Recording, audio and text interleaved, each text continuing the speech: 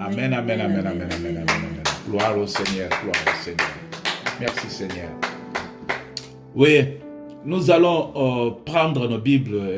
La lecture que nous avons ce soir est dans le 2 versets. Nous avons Genèse 19 à partir de verset 15. Et nous irons jusqu'au verset 23. Et notre deuxième lecture, c'est dans le livre de Luc, chapitre 9, verset 62. Oui, bien-aimés, c'est un grand jour pour nous d'être dans la présence du Très-Haut, le Dieu qui va nous instruire. Commençons par le verset 15. Dès l'aube du jour, les anges insistèrent auprès de Lot en disant : « Lève-toi, prends ta femme et tes deux filles qui se trouvent ici, de peur que tu ne périsses dans la ruine de la ville. » Et comme il tardait, les hommes les saisirent par la main, lui, sa femme et ses deux filles, car l'Éternel voulait l'épargner. Ils l'amenèrent et les laissèrent hors de la ville. Après les avoir fait sortir, l'un d'eux dit : « Sauve-toi pour ta vie, ne regarde pas derrière toi, et ne t'arrête pas dans toute la plaine. Sauve-toi vers la montagne, de peur que tu ne périsses. » Lot leur dit : « Oh, non, Seigneur. Voici, j'ai trouvé grâce à tes yeux, et tu as montré la grandeur de ta miséricorde à mon égard en me conservant la vie. Mais je ne puis me sauver à la montagne avant que le désastre m'atteigne, et je périrai. Voici, cette ville est assez proche pour que je m'y réfugie, et elle est petite. Oh, que je puisse m'y sauver. N'est-elle pas petite? Et que mon âme vive. » Et il lui dit : « Voici, je t'accorde encore cette grâce, et je ne détruirai pas la ville dont tu parles. Hâte-toi de t'y réfugier, car je ne puis rien faire jusqu'à ce que tu y sois arrivé. » C'est pour cela que l'on a donné à cette ville le nom de Zoar. Le soleil s'est levé sur la terre lorsque Lot entra dans la Zoar. Alors, je pars au 24. Je peux terminer par là. Amen. Que le Seigneur bénisse sa parole. Amen. Bien-aimés, le titre de notre exhortation de ce matin, l'exigence de la foi. La foi est comme une personne. Une personne a besoin de vivre. Une personne a besoin de manger, de boire. C'est comparable à la foi aussi. La foi peut exister et peut disparaître. La foi a besoin de survivre. Nous connaissons tous, bien-aimés, c'est quelque chose qu'on ne peut pas nous donner encore des leçons. Nous avons pris connaissance de la foi dans le livre d'Hébreux 11 au verset 1. Dans le livre d'Hébreux 11 verset 1, on a décrit la foi, que la foi est une ferme assurance des choses qu'on espère et une démonstration de celles qu'on ne voit pas. Hallelujah. Amen. Là, c'est la définition de la foi, de la manière dont nous avions appris. La manière dont elle est décrite dans la Bible. Parce que la Bible, c'est notre livre d'instruction. Et nous appuyons sur cette définition. Une ferme assurance des choses qu'on espère. Une démonstration de celles qu'on ne voit pas. Mais nous devons comprendre que il y a une confusion. La confusion est dans la partie, les gens confondent croire,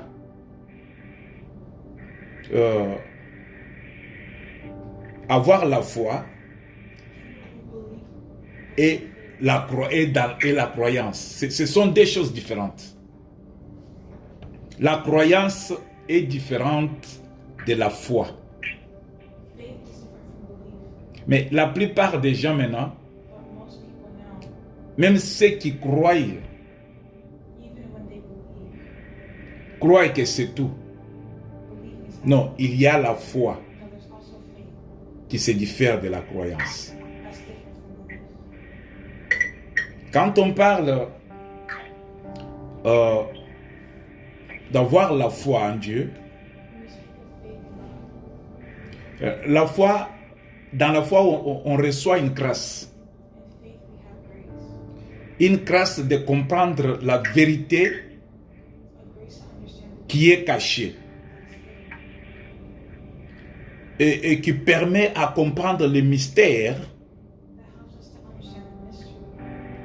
Et ces mystères amènent l'homme à voir, selon la définition que nous avons lue,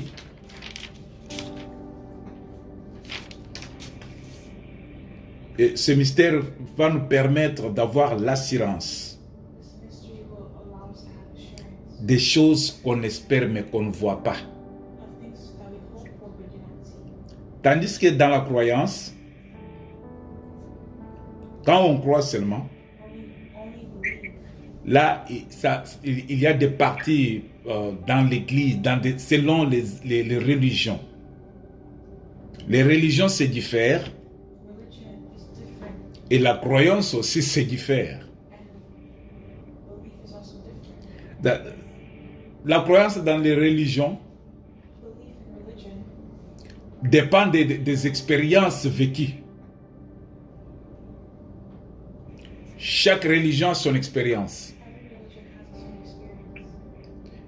Maintenant, chaque religion se base sur son expérience. Et cela va se différencier avec avoir la foi en Dieu. Parce qu'il y a plusieurs dieux pour d'autres religions. Mais nous connaissons qu'il n'y a qu'un seul Dieu qui a tout créé. Mais les autres se font appeler Dieu. Des fois, ils ont les yeux, ils ne voient pas. Souvenez-vous de l'histoire du prophète Élie et le prophète de Baal. Prophète Élie, il dit, on verra qui est Dieu, qui est le véritable Dieu. Vous invoquez votre Dieu, moi j'invoque l'Éternel. Cela veut dire, il y a eu plus qu'un Dieu. Le prophète de Baal avait leur Dieu, qui se différenciait avec le Dieu que le prophète Élie invoquait. Voilà là où il y a la croyance qui se diffère avec la foi en Dieu. Les prophètes de Baal n'avaient pas la foi en Dieu créateur. Mais ils croyaient en leur prophète là qu'ils pouvaient tout faire. Mais le prophète Élie, lui, avait la foi en Dieu créateur, le véritable Dieu, le seul Dieu. C'est ainsi que quand ils ont invoqué,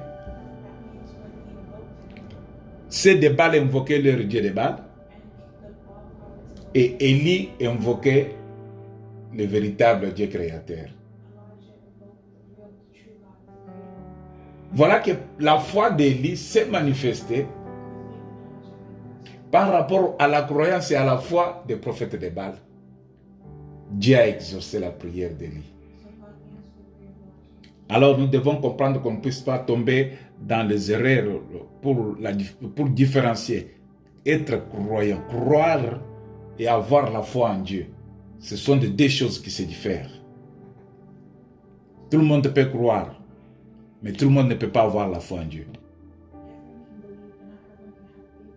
Les féticheurs croient que Dieu existe. Les diables croient que Dieu existe. Mais les féticheurs et les diables n'ont point la foi en Dieu. Et n'espèrent pas en Dieu.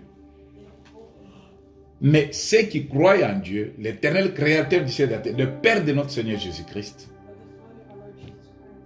pas seulement qu'ils croient en lui,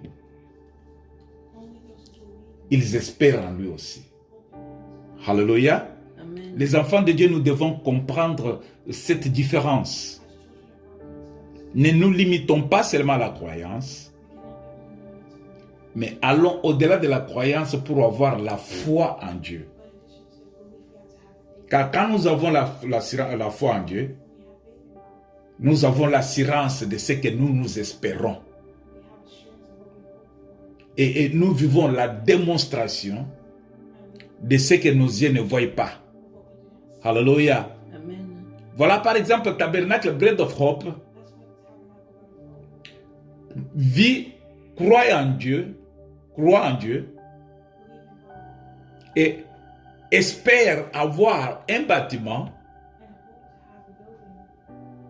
propre à ce ministère, à son ministère. Nous croyons que nous ne sommes pas beaucoup plus pour ne pas avoir la salle. Mais nous croyons, nous espérons, et nous voyons déjà que nous avons la salle. C'est pourquoi nous disons que nous croyons en Dieu, qui a tout créé, que notre projet de salle va se réaliser. Alléluia. Amen. En dehors de la salle, nous avons d'autres choses. Et voilà que nous rentrons dans notre sujet du jour. Et j'ai donné le titre qui est l'exigence de la foi.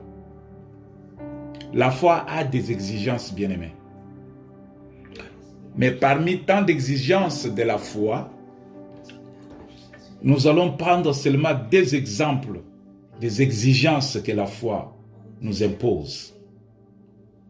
La foi nous impose à ne pas regarder derrière. Là, c'est l'exigence de la foi. Quand la foi exige de ne pas regarder derrière, Jésus le confirme dans le livre de Luc 9. Je vais lire. Luc 9, 62. Jésus lui répondit, « Quiconque met la main à la charrie et regarde en arrière n'est pas propre au royaume de Dieu. » Amen. Dans cette conversation, c'est les paroles qui sont sorties de la bouche de Jésus lui-même, pas dans la bouche de quelqu'un d'autre. Et Jésus conseillait aux gens qui prétendaient avoir la foi en Dieu. Jésus voulait faire comprendre à l'Église, à toute personne qu'il a reçu comme Seigneur et Sauveur dans sa vie, comme toi et moi. Ce matin, c'est une parole qui nous est adressée. Jésus vient bien nous conseiller ce matin. À nous qui croyons en lui. À nous qui avons la foi en lui. Pas seulement qui croyons en lui, mais qui ont la foi en lui. Qu'il est notre Seigneur et notre Sauveur. Que nous nous dépendons de lui. Que tout ce qui nous arrive, c'est lui qui le permet. Voilà, il nous conseille en disant, quiconque met la main à la charrue et regarde en arrière n'est pas propre au royaume de Dieu. Voilà l'exigence de la foi. Nous croyons au royaume, nous croyons en Dieu et nous croyons en son royaume. Nous avons la foi en Dieu. Et dans tout ce qu'il nous a promis, qu'il viendra, il nous prendra, il nous amènera avec lui. Nous régnerons ensemble avec lui. Nous avons la foi dans cette parole. Mais pour que cette parole se réalise, toutes ces promesses se réalisent, il y a une exigence. Parce que nous avons la foi que cela va se faire et nous serons là-bas. Comme il l'a dit, il va le faire. Mais lui maintenant, il dit que comme vous avez la foi, vous croyez en cela, et cela vous exige maintenant à ne pas regarder derrière. L'exigence de la foi. La foi nous exige de ne pas regarder derrière. Parce que quand tu regardes derrière, cela veut dire tu n'avais pas la foi, tu n'avais pas de foi. Tu croyais seulement. Et dans ta croyance, tu voulais voir avec les yeux. Thomas, le disciple de Jésus,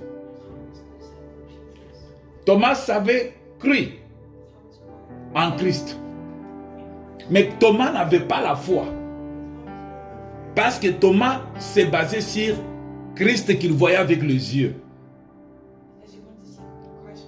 Mais Thomas n'avait pas l'espérance des choses qu'il n'avait pas encore découvertes avec ses yeux. Il croyait que Jésus est mort. Mais il ne croyait pas à la résurrection de ce Jésus en qui il croyait. Je sais que tu as la foi, bien-aimé. Je sais que ça fait longtemps que tu es dans une église. Je sais que ça fait longtemps que tu prétends avoir une relation avec Jésus.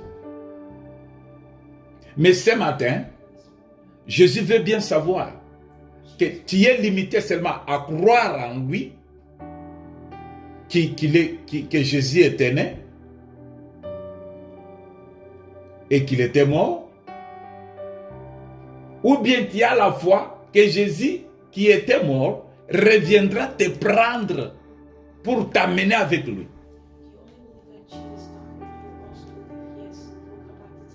La connaissance humaine est en train de déformer la vie chrétienne. La connaissance humaine est en train d'enlever les chrétiens, les croyants,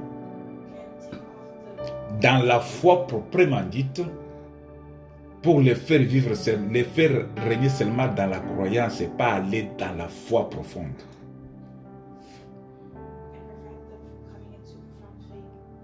C'est ainsi que Jésus va dire à Thomas, Thomas qui disait que je suis disciple de Jésus. Mais c'est même Thomas, quand on lui dit que le Seigneur est ressuscité, Thomas va dire que non, moi, pour que j'accepte tout ce que vous dites là, il faut que je voie ce plaie et que je mette le doigt dans le plaie. Et dans l'église, c'est plein de gens pareils. Et ce sont des gens, de telles personnes dans l'église qui mettent des désordres dans l'église, qui amènent l'église à ne pas se sanctifier chaque fois, qui amènent l'église à traînailler les pieds et à ne pas avancer, qui amènent l'église à avoir des divisions et qui amènent le plus faible dans l'église, dans la foi, à ne pas progresser. Mais quand le Christ est apparu à Thomas, parmi les disciples, il lui fait voir les plaies. Il lui dit d'avancer et mettre les doigts comme il le prétendait. Il lui dit, viens maintenant, parce que tu n'as pas cru Ta foi n'a pas de fondation. Ta foi a été fake. Ta foi a été seulement quelque chose que tu voulais faire voir aux gens, mais en réalité, tu n'avais pas de foi en moi. Tu as montré seulement que tu es disciple, tu es mon disciple, tu me suis. Cela veut dire aux yeux des hommes qu'ils me voient et que je prie. Aux yeux des hommes qu'ils me voient que je lis la Bible. Aux yeux des hommes qu'ils voient que, en tout cas moi, je suis poli. Mais la foi là, tu n'en as pas. Tu es limité. Mais aujourd'hui, tu dois comprendre, bien-aimé, que si tu y crois et tu as la foi en Dieu, la première exigence que la foi t'exige est de ne pas regarder derrière. Comment regarder derrière? Allons d'abord avec la lecture comme nous l'avons lu. Quand Lot a été visité par l'ange, il dit, sauve-toi pour ta vie. Ne regarde pas derrière toi. Et ne t'arrête pas dans toute la plaine. Sauve-toi vers la montagne, de peur que tu ne périsses. Hallelujah. De peur que tu ne périsses. La parole de Dieu est envoyée à l'église. Parce que le temps que l'église est en train de connaître, c'est un temps difficile. Quand je parle de l'église, je parle de l'église corps du Christ. En général, et je parle de l'église tabernacle en particulier. L'église corps du Christ doit comprendre que la nouvelle ère qui a sonné, la technologie est avancée. L'homme devient de plus en plus, qu'est-ce que je peux dire? L'homme se voit maintenant très sage, même se considère plus sage que Dieu qui l'a créé. L'homme veut faire comme les gens qui avaient construit la tour de Babel dans les temps passés. Les gens se sont entendus.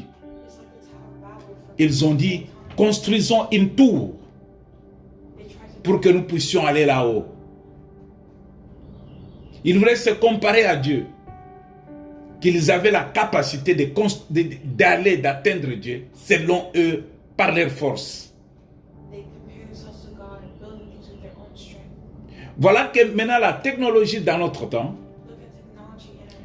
a amené l'homme à la facilité et que cette facilité enlève la foi, domine sur la foi et rend toutes choses comme si c'est normal, c'est normal. Tout ça c'est normal. L'ange dit et avise à l'église. L'ange avise chaque croyant. L'ange avise chaque personne qui a la foi en Christ. Sauve-toi pour ta vie. Sauve-toi pour ta vie. Mais comment je vais me sauver si je ne vois pas la cœur? Mais comment je vais me sauver si je ne vois pas le danger? Tu me parles des choses que je ne comprends pas, je ne vois rien. Je mets une petite parenthèse et je vais vous raconter cette histoire, j'avais déjà raconté, mais je voulais seulement nous faire comprendre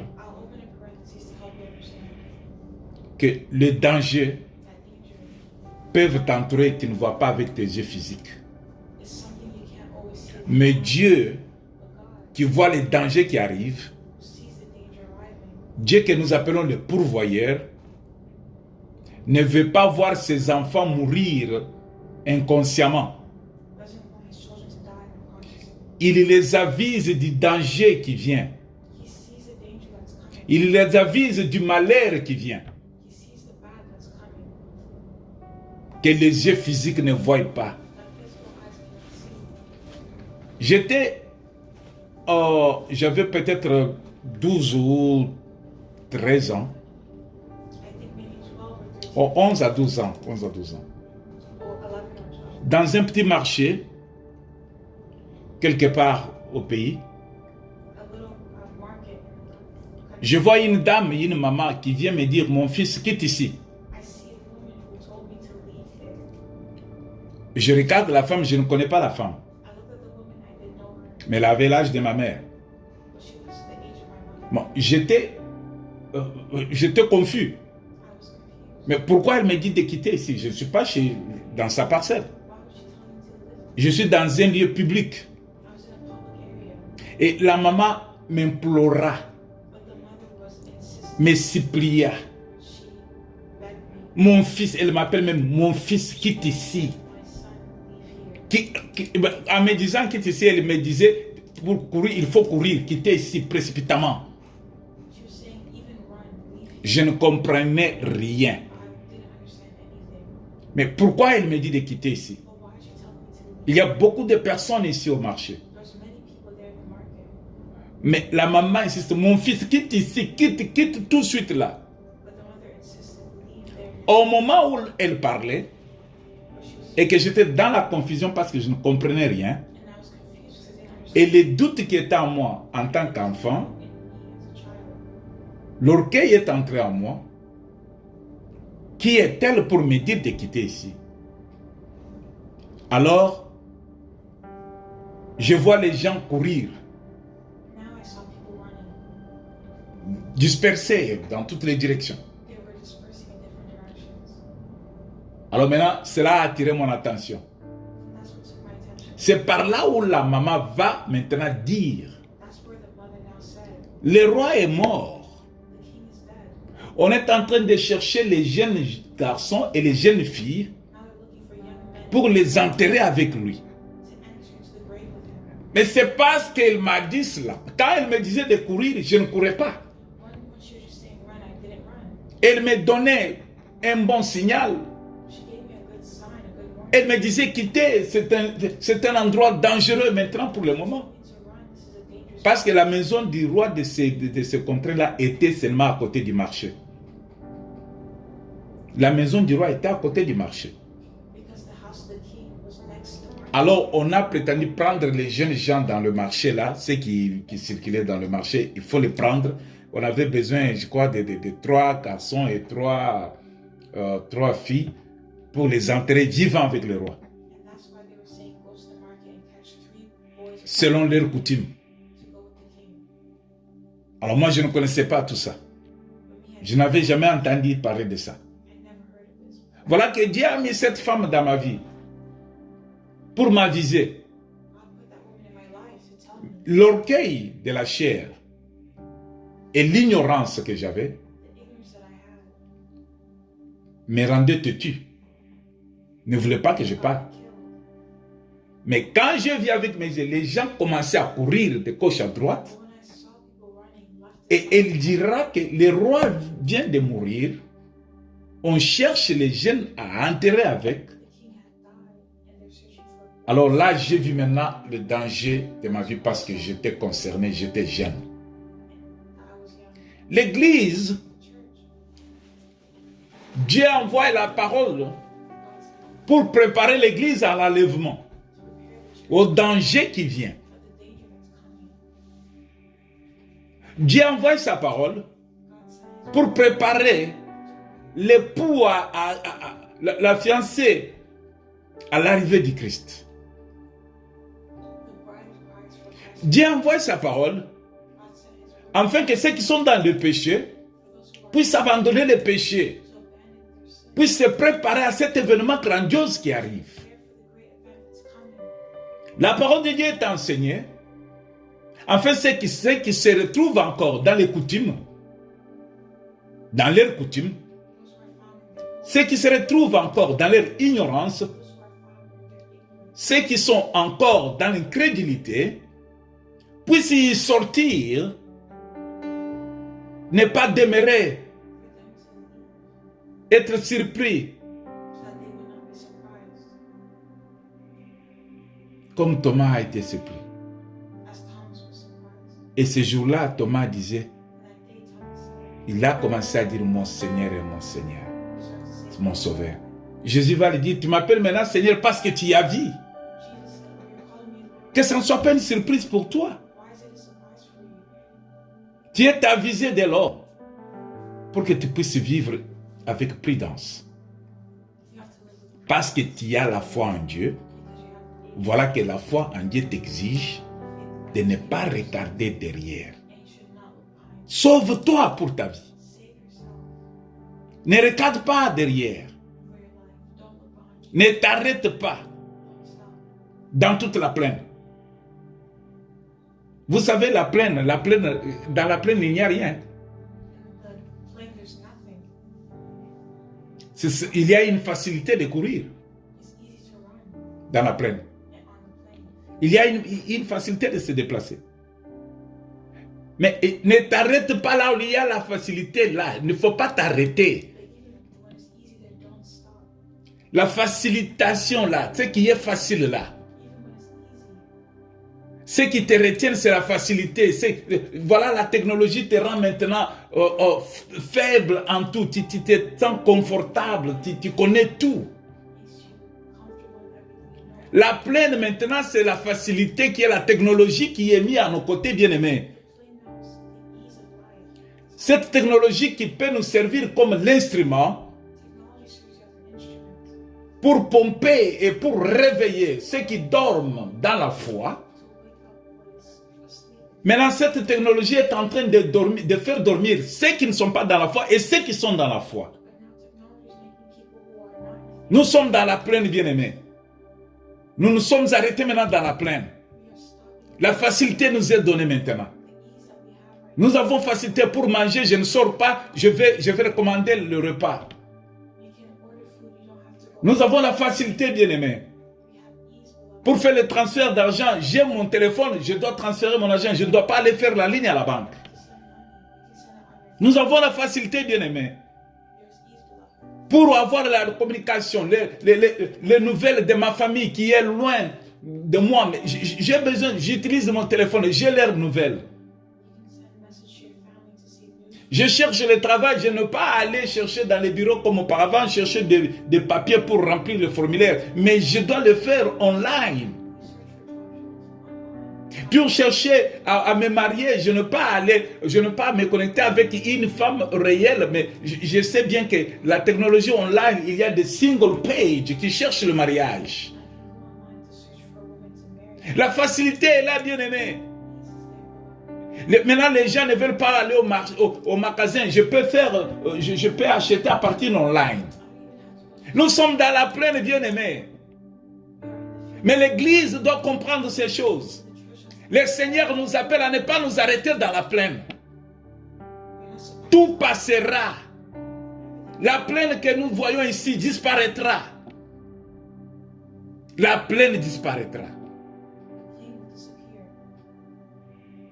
Ne nous arrêtons pas. Sauvons nos vies, bien-aimés. Mais quand on part, on court, on continue la marche,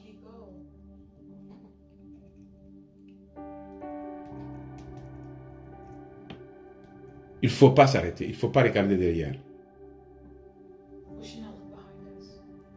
Ne regarde pas derrière. Ça, c'est notre première exigence de la foi. Et deuxième exigence, c'est continuer, continue. La Bible nous dit que ceux qui se sanctifient davantage. Continuons à nous sanctifier. Continuons à faire ce qui est bon. Ne nous arrêtons pas à ce que, oh, tu crois, moi je suis dans une église, mon église est grande. Tu sais, je suis dans une église, je suis pasteur d'une église grande. Je suis dans une église où il y a tout. Je ne peux pas prier dans des petites églises, des maisons. Mais je te l'assure aujourd'hui, bien-aimé, la voie qui amène dans la perdition est grande. Mais celle qui amène au ciel, elle est petite, elle est serrée. Non, ce n'est pas parce que tu es dans une grande église. C'est une bonne chose. Il faut avoir une grande église. Il faut qu'il y ait beaucoup de gens qui sont sauvés. C'est la volonté de Dieu. Que plusieurs soient sauvés. Mais cela ne doit pas être une raison. Parce que maintenant, là où il y a plusieurs personnes aussi, la plupart regardent en arrière. Et un grand nombre regarde en arrière. Et un grand nombre s'est arrêté sur place et ne vivent pas la foi. Les deux exigences que nous allons voir ce matin. Ne pas regarder derrière et continuer sa marche. Quand cette personne, l'ange vient visiter Lot et sa famille, l'ange dit à Lot, lui donne de bons conseils, lui avise, il dit ne regarde pas derrière toi, ne t'arrête pas dans toute la plaine, sauve-toi vers la montagne, de peur que tu ne périsses.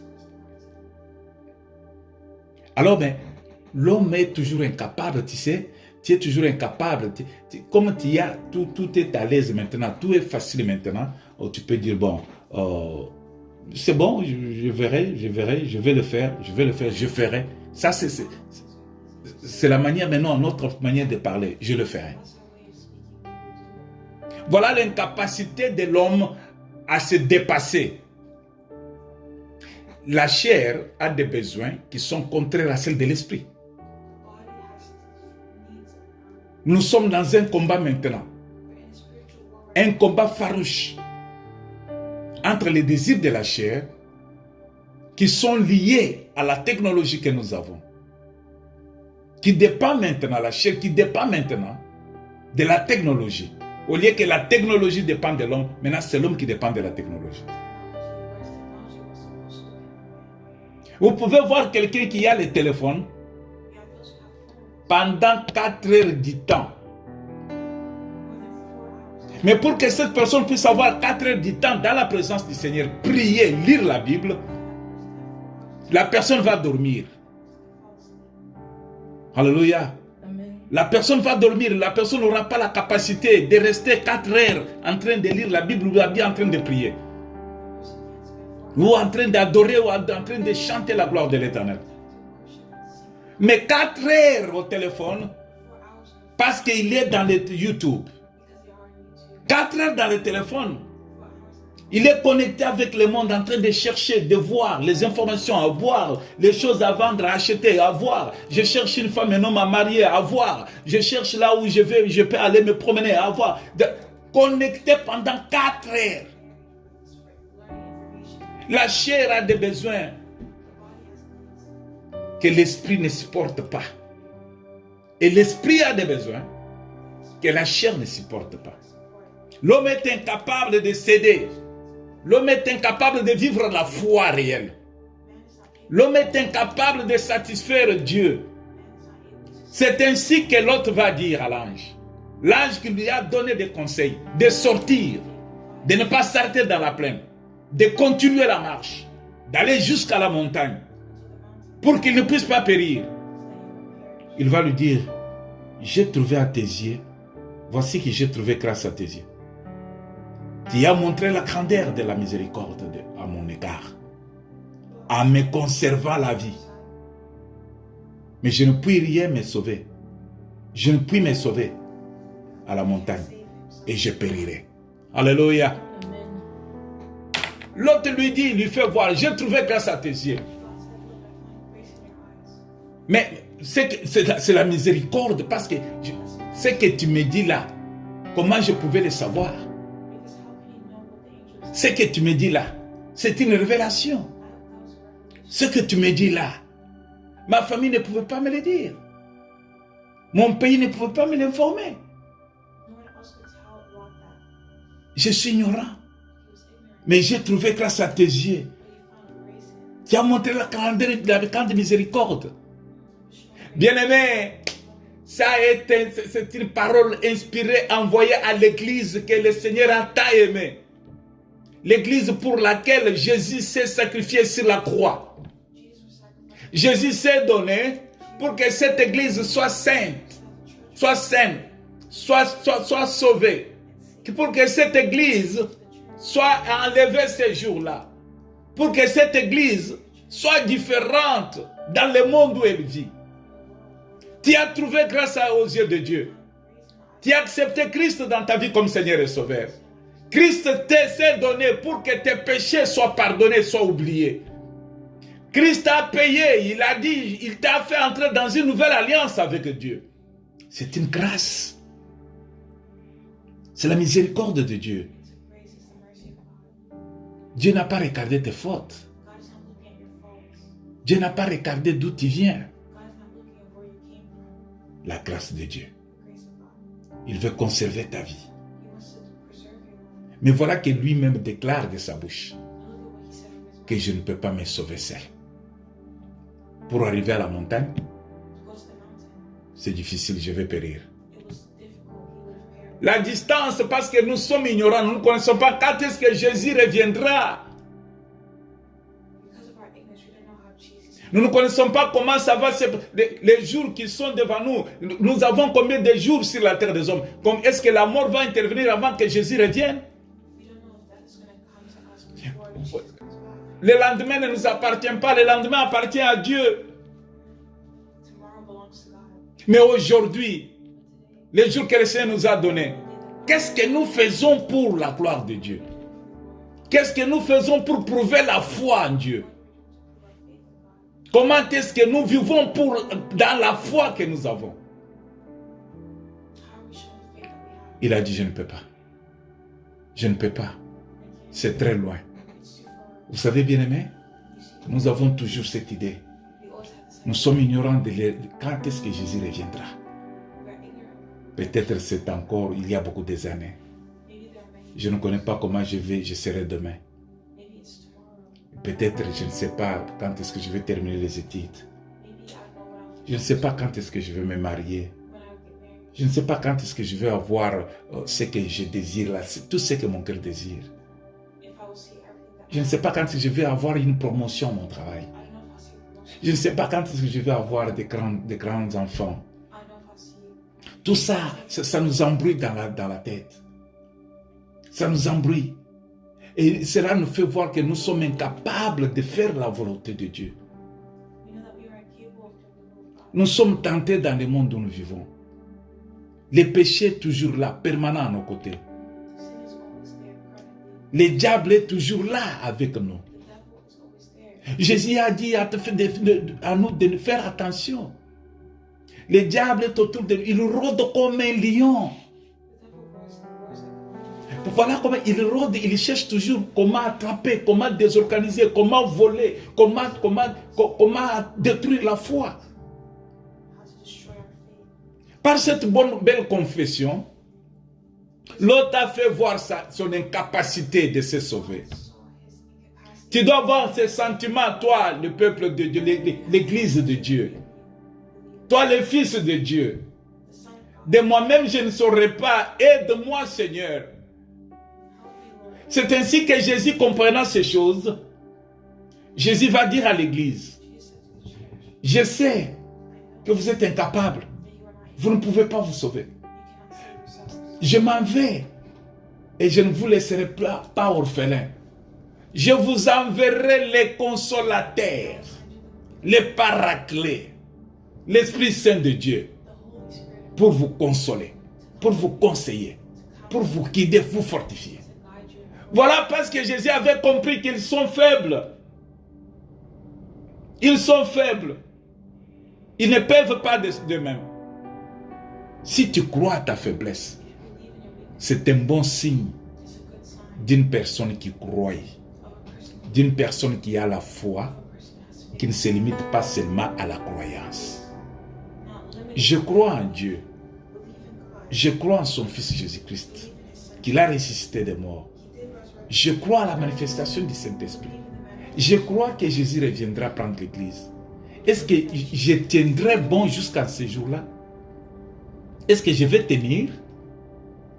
Je n'abandonnerai pas la foi au cours de route à cause des problèmes que je vais rencontrer, à cause des difficultés dans la vie, à cause de la technologie que j'ai, à cause de l'abondance que j'ai, à cause de mes biens. Est-ce que je n'abandonnerai pas la foi? Jésus avait compris. Vous savez qu'il avait vu en Pierre quelqu'un qui était honnête avec lui, quelqu'un qui lui disait que Seigneur, tout ce que partout tu iras, je serai avec toi. Oui, belle déclaration. Mais Jésus voyait en Pierre que c'est Pierre-là qui est en train de me confesser que je suis son Seigneur et Sauveur. Quelque part, Pierre-là, quand ça sera difficile, il va abandonner la foi. Il va me renier. Est-ce que Pierre n'avait pas renié Jésus? Nous pouvons avoir ce sentiment, nous pouvons avoir le désir de servir Dieu, d'être avec lui, de l'aimer, mais nous sommes incapables de faire ce qu'il nous demande de faire. C'est ainsi que l'autre avait fait voir à l'ange que je suis incapable de me sauver moi-même. Je ne saurais pas arriver à la montagne. J'ai besoin d'aide. Nous devons avoir, bien-aimés, pour cette troisième exigence de la foi, chercher l'aide du Saint-Esprit. Chercher l'aide du Saint-Esprit.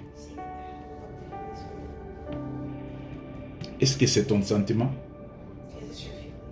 Ne pas regarder derrière, continuer sa marche, avoir l'aide du Saint-Esprit. Ces trois choses, bien-aimées, dans notre vie, doivent être permanentes.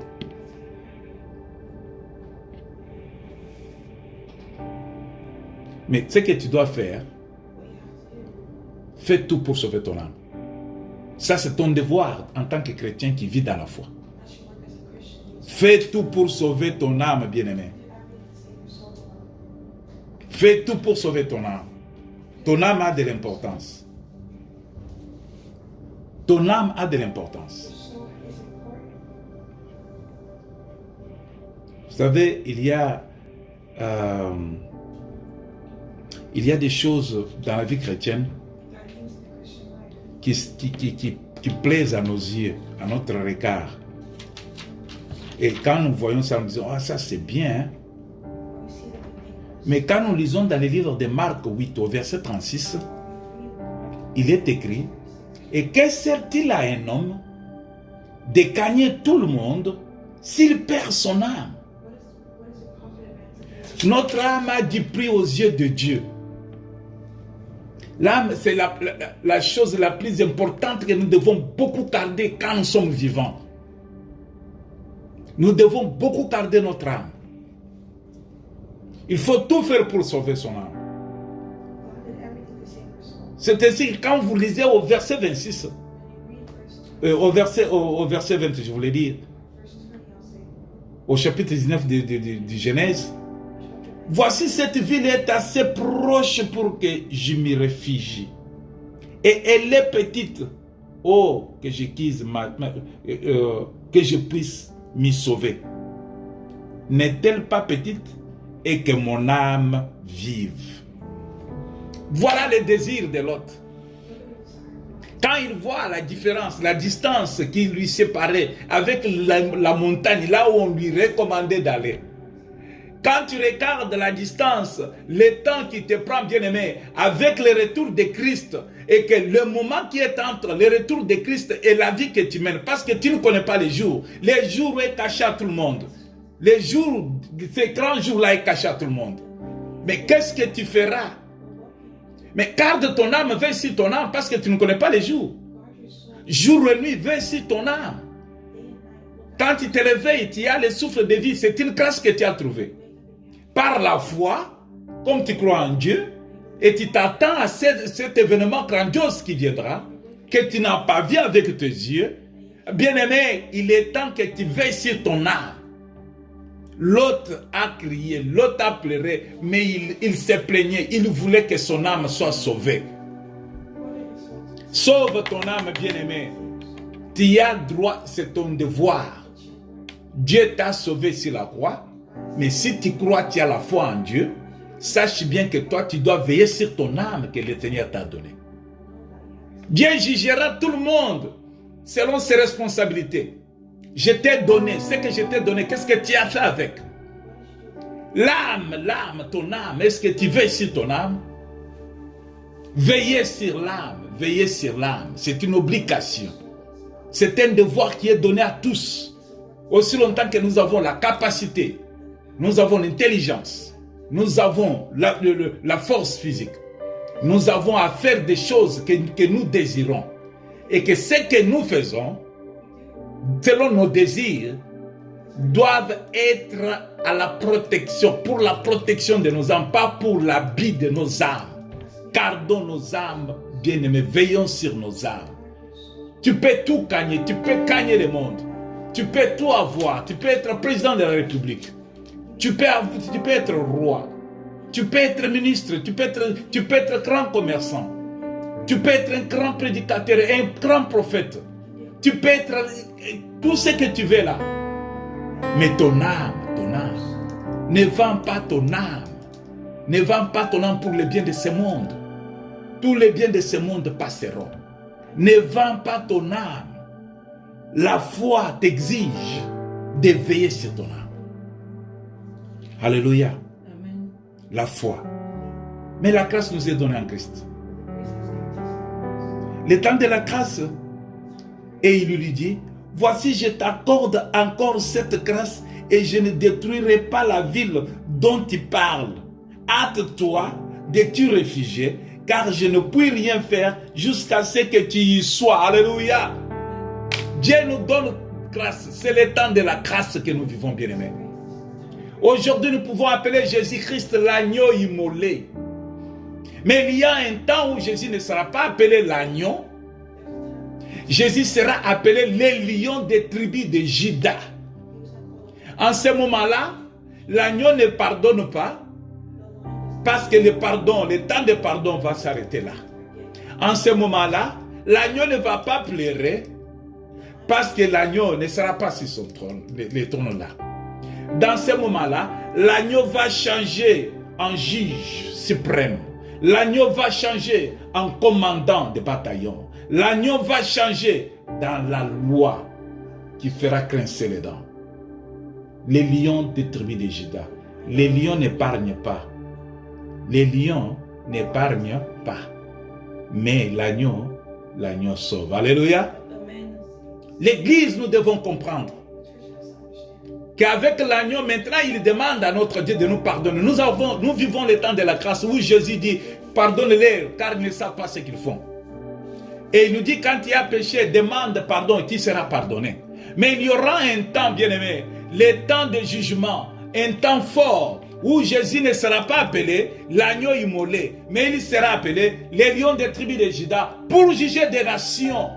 Les lions vont juger, les lions vont dévorer, les lions vont décider d'une façon où ça fera mal à ceux qui n'ont pas tenu compte de leurs âmes. Alléluia. Amen. Bien-aimé, l'Église doit être réveillée. L'Église doit être conséquente, doit vivre dans la prudence pour les conséquences néfastes qui arrivent. Mais nous vivons un temps de grâce et un temps de préparation où Jésus prépare son Église à l'enlèvement, où Jésus prépare son Église à avoir le temps. Il a dit quoi? Il a dit, je m'en vais auprès de mon Père. Dans la maison de mon Père, il y a beaucoup de maisons, il y a beaucoup de places. Je vais préparer des places pour vous et je reviendrai vous prendre. Bien-aimés, ces jours-là, les jours-là, c'est un jour comme un jour où une personne se marie pour la première fois. C'est les jours où quelqu'un reçoit son grand diplôme dans tout ce qu'il a fait comme étude. Ces jours-là, c'est un cas plus que cela même, parce que c'est un grand jour, le jour que Jésus reviendra reprendre l'Église. Nous sommes dans le temps de la grâce. Prépare-toi. Comment est-ce que tu entretiens ton âme? Est-ce que tu entretiens ton âme selon la volonté de Dieu? Quand quelqu'un a planté des fleurs devant sa maison, il sait bien que quand il fait chaud, mes fleurs vont flétrir. Il va prendre de l'eau comme il n'y a pas eu la pluie qui est tombée. Moi-même, je vais arroser. Je ne veux pas que mes fleurs puissent s'abîmer. Il va mettre de l'eau à ses fleurs. Et vous allez voir que les fleurs ne vont pas mourir, ne vont pas flétrir. Les fleurs vont garder leur belle image. Les fleurs vont garder leur belle apparition. Pourquoi? Parce que les fleurs ont été arrosées. Il y a quelqu'un qui les a entretenues. Entretiens ton âme, bien-aimé, par la prière. Entretiens ton âme, bien-aimé, par la parole de Dieu. Entretiens ton âme, bien-aimé, par des recommandations de Christ. Le temps de la grâce où nous vivons. Ton âme est précieux plus que toute autre chose. Ton âme, l'âme. Alléluia. Nous tendons vers la fin. Je vais bientôt terminer.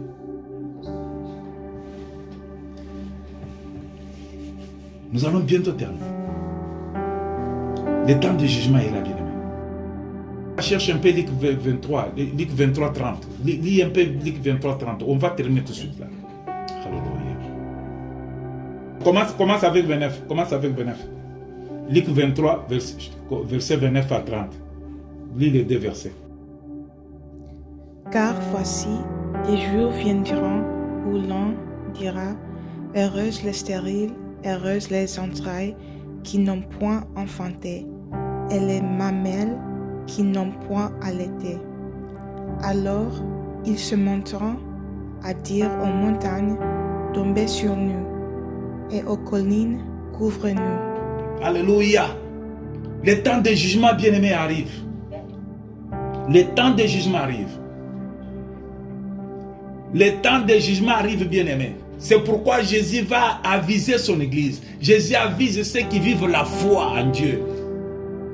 Jésus est en train de nous réveiller du sommeil spirituel.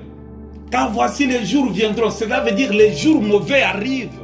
Ils sont là, les jours mauvais. Les jours mauvais, on les signale à ceux qui sont dans la foi, qui espèrent aux choses qu'ils ne voient pas avec les yeux. Les jours mauvais arrivent, ça arrive, bien-aimé. Ça va arriver, ça vient bientôt. Mais quand ces jours viendront, que ça ne vous trouve pas dans la distraction. Quand ces jours viendront, qu'ils vous trouvent préparés.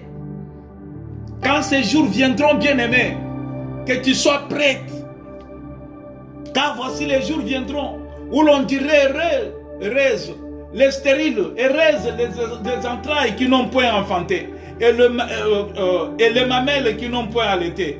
Alors ils se mettront à dire aux montagnes, tombez sur nous, et aux collines, couvrez-nous. Car si l'on fait... Tu vas chercher l'abri. Où est-ce que tu vas t'abriter ce jour-là? Ça sera un jour terrible, terrible, le jour du jugement. Je ne parle pas les jours que tu seras enlevé, mais je parle maintenant du jugement quand les jours seront mauvais. Les jours mauvais arrivent. Ces jours-là, les gens chercheront à se cacher dans les montagnes. Peut-être si je me cache dans ces montagnes, je serai à l'abri. Non, ça sera terrible.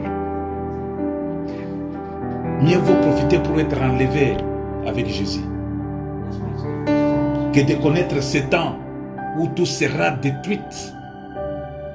Car l'Éternel, quand il fait sortir sa parole, il la réalise.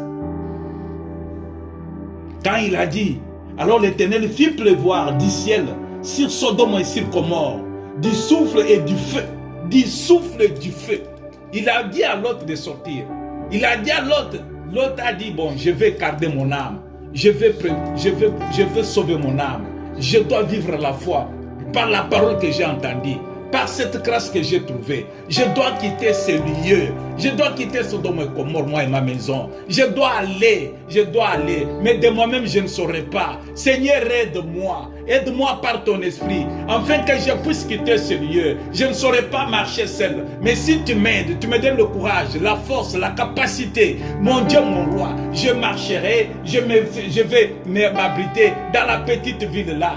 Et quand le Seigneur l'a entendu, quand il a vu la sincérité de l'autre, le Seigneur l'a secouru, il l'a enlevé de là. Et le Seigneur a fait quoi? Il l'a dit, bon vas-y maintenant, cache-toi là-bas, reste là-bas. Maintenant regarde ce que je fais là où j'étais enlevé. Alléluia. Le monde sera détruit. Dieu, de la même manière qu'il a envoyé, il dit, il a fait pleuvoir du ciel sur Sodome et Gomorrhe, du souffle et du feu. Du souffle et du feu. De par l'Éternel. Il détruisit ces villes et les plantes et la terre. Le feu du ciel est tombé. Il a détruit la terre de Sodome et Gomorrhe. Les plantes de Sodome et Gomorrhe. Bien aimé, qu'est-ce qui allait résister? Les hommes qui étaient là, y compris. On termine par là. Parce que quand vous lisez dans le livre de Psaume 6-10, et il disait aux montagnes et aux rochers, tombez sur nous et cachez-nous devant la face de celui qui est assis sur le trône et devant la colère de l'agneau. Alléluia. Je m'arrête par là, bien-aimé. Je vais seulement dire à l'église que si tu vis la foi de Dieu, sache bien-aimé que la foi t'exige à ne pas regarder derrière. Mais comme la femme de Lot s'est arrêtée et a regardé derrière, on leur a conseillé. On dit ne regardez pas derrière toi. Et ne t'arrête pas dans toute la plaine. Sauve-toi vers la montagne, de peur que tu ne périsses point. Mais quand la femme de Lot, bien-aimé, elle a contredit ce qu'on lui a donné. Au verset 26, la femme de Lot regarda en arrière et elle devait une statue de sel. Quand tu regardes en arrière, bien-aimé, tu n'es pas propre pour le royaume de Dieu. Quand tu regardes en arrière, bien-aimé, tu resteras comme la femme de Lot. Tu deviendras une statue, le statut de sel. Bien-aimé, dans la foi t'exige, ne regarde pas derrière. Tu regardes derrière, c'est quoi? Cela veut dire, tu as toujours des pensées liées aux choses de ce monde. Tu vis dans ce monde et tu n'es pas de ce monde. Jésus t'a sauvé pour le royaume. Bien-aimé, il est temps, lève-toi. Il est temps, bien-aimé, sauve ton âme. Il est temps, sauve ton âme.